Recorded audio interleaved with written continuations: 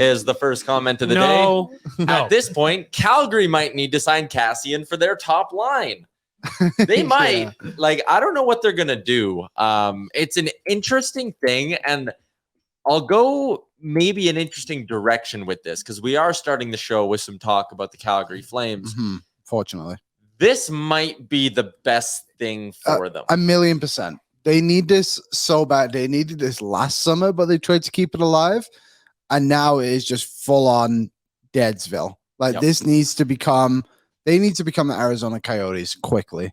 They're obviously going to struggle to, they're not going to move Huberdeau and Kadri and those kind of guys, but they do, right? They do. How sweet is it to be Huberdeau? First year of the contract kicking in right now, and he's the Will Smith meme where he's standing in a room alone. Him and Kadri, long-term deals, and everyone else is bailing. Blake Coleman's still there for a while. Who else they got? Rasmus Anderson's on 3 years left on his deal. Markstrom's got 3 years left. But if you're like Tanev, what's he gonna do? He's 33. You would imagine they don't want to re-sign him if they go into this rebuild. Yeah. So they have some pieces. Like Connor Zary is a very good prospect for them in where they do they have play? some Calgary, B+ prospects. No, I think I would say Zary is an A- prospect. Zary is their best prospect. Would you trade Xavier Bourgault for Connor Zary? Yeah. Really? Yeah. To back my point up. I don't believe you. Your mouth said yes, but your face said no. I like Connor Zary. I think he's got a little bit. I think he's got a lot of swag to his game, and he's a centerman. Okay. Lindholm leaving will hurt because he's 28, right? And you're losing out on a few years of this guy's prime. Hanifin leaving will hurt because he's a 26-year-old top pairing D-man.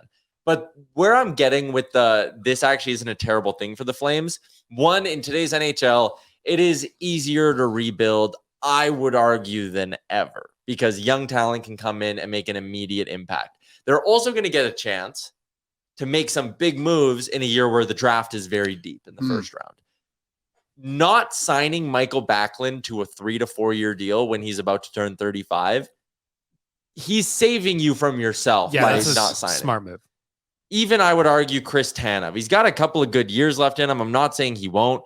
But if you have to sign that guy at 33, soon to be 34 or whatever, to a long-term extension, probably a mistake. And also, he just had that back injury. Yeah. Tyler Toffoli, 31 years old, scoring winger. Those guys don't always age well. If you can get a high-end prospect for him, that also, you're good.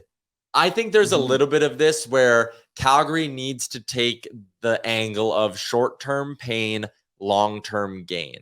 And that will help them. And this, I should say, is helping them accomplish something that maybe they don't want to accomplish, but that they need to accomplish. Yeah, big time. I agree with everything. Another thing on top of that, too, is how weak this free agency class is. The trade market right now is very beneficial for teams who are trying to sell. So it's a good time for Calgary to move on and try and do that. So what are you laughing at?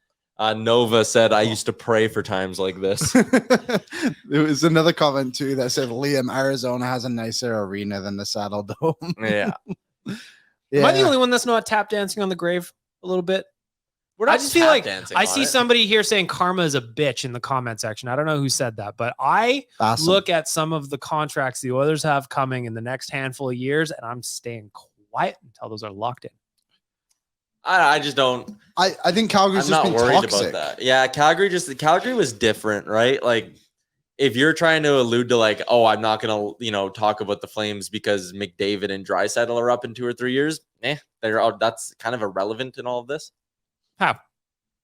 Because Edmonton is a legit Stanley Cup contender, and those two guys have already committed to the organization. It's not like McDavid and Draisaitl have never signed a contract here, right? Like, Hanifin, I don't think has ever signed a contract. I think he was still playing on the Dougie Hamilton deal, right? Yeah, he was Dougie Hamilton deal. Lindholm, right? Like, these guys were brought into Calgary, traded for, and now they're saying, oh, we don't want to be there. Also, it's all support pieces. Like, the idea that McDavid and Draisaitl are going to leave, I think is ridiculous. Tinfoil hat theory. What? Do you think Brad Treliving knew all of this was coming, and that is part of the reason he mutually agreed to leave the Calgary Flames? Yes. I think that was more about Sutter, so no.